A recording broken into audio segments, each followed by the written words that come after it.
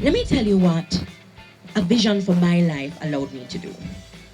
A vision for my life allowed me to know when I was with the wrong set of people. A vision for your life is going to determine whether you're going to be intentional or not. Because if you have no vision, you think you can be intentional about your growth?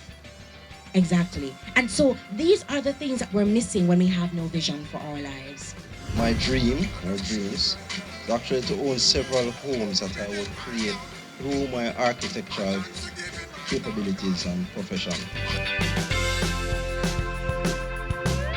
You have the capability of achieving what you want, but it has to deal with focus.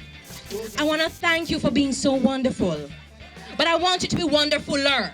So therefore, the secret formula, if it is a financial goal, is proper money management, plus appropriate savings and investment, plus personal growth, plus determination, minus procrastination, times equals what happens if the action is zero?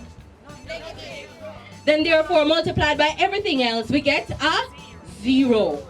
Achieving a dream is about more than just what I accomplish. It's about who I become in the process.